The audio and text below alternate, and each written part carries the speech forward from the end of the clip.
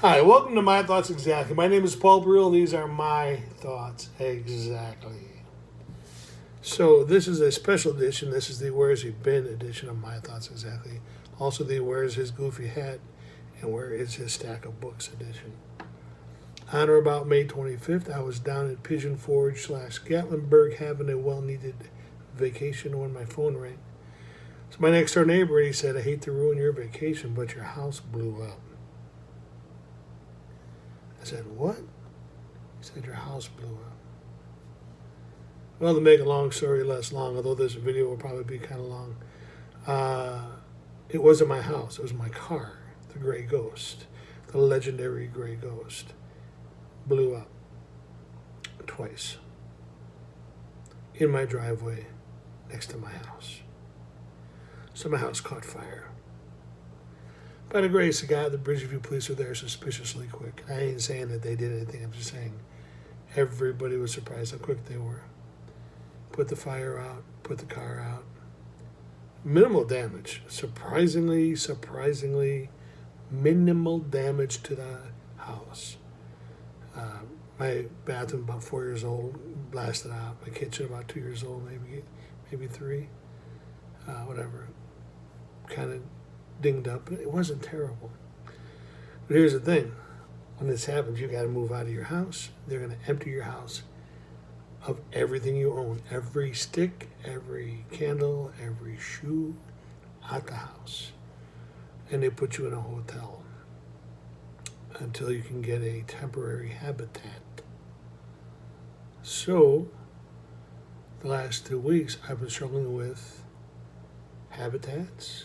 I've been struggling with adjusters, cleaners, still trying to go to work, still trying to do my writing career, still trying to teach.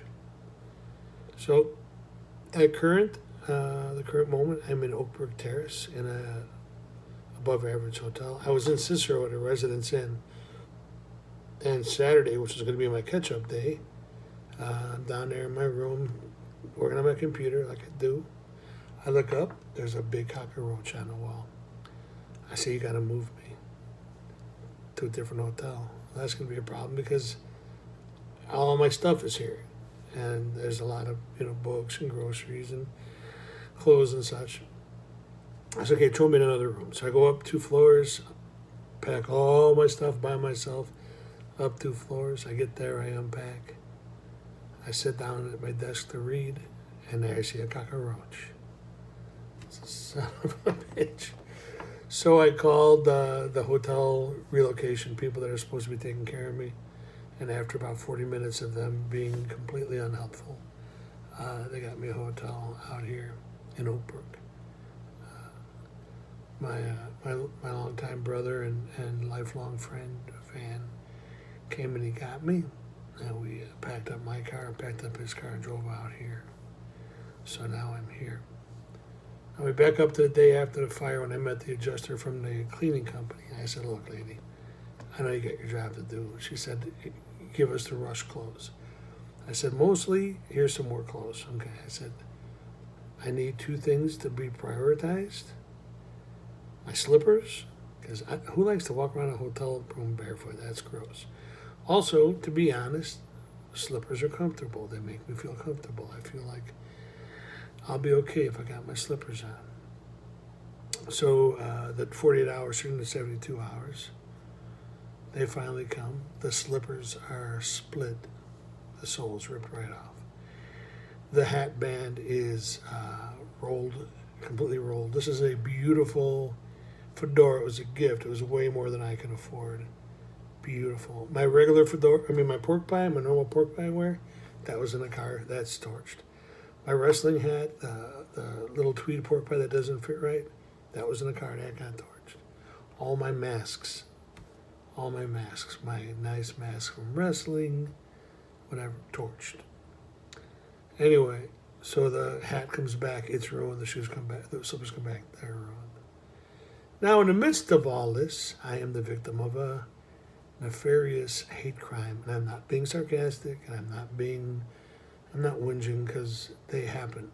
Like you're saying, "But you're an old white guy." Yeah, well, old white guys can be called names, and be victims of hate crimes. It can happen, and it did.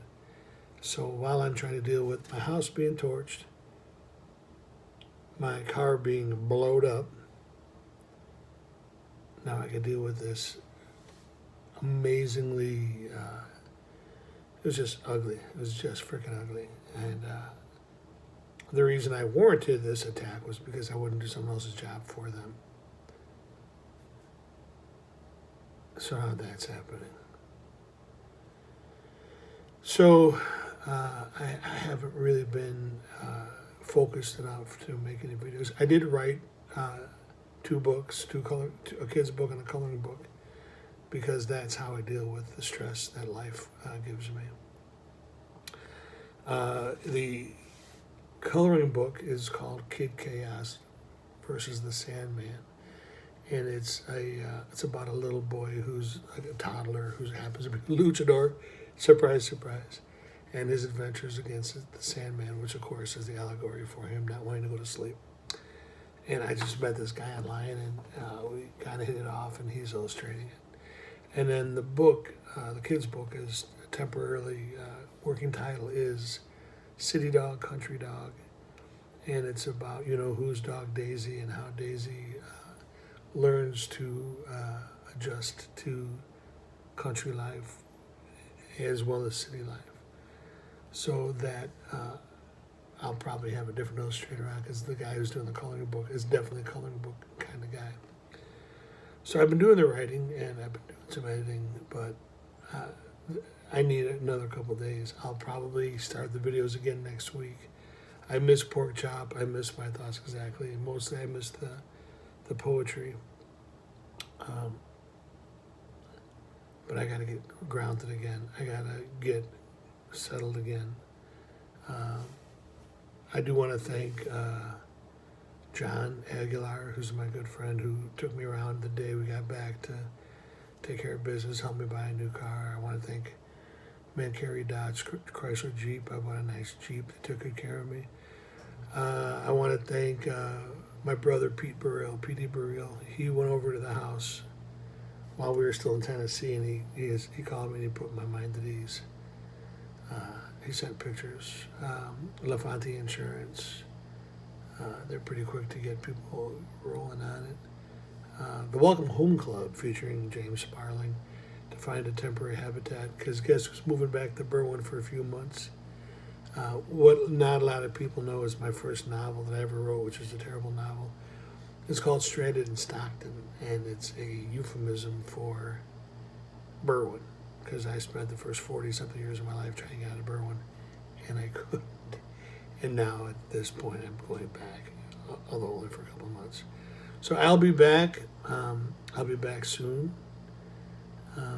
Pork Chop will be back. Gail will be back. Do what we can. By the grace of God, and God is my co-pilot, my navigator. I didn't get hurt. Nobody got hurt. None of my collectibles were hurt. I don't own anything of value. I own some nice collectibles. Nothing got hurt. We live to fight another day. So God bless you. You're beautiful. Thank you for the support these past year plus with these videos. I promise you I'll be back as soon as I can pull it together. So it'll probably be sometime early next week. In the meantime, peace, love, and Havarti cheese.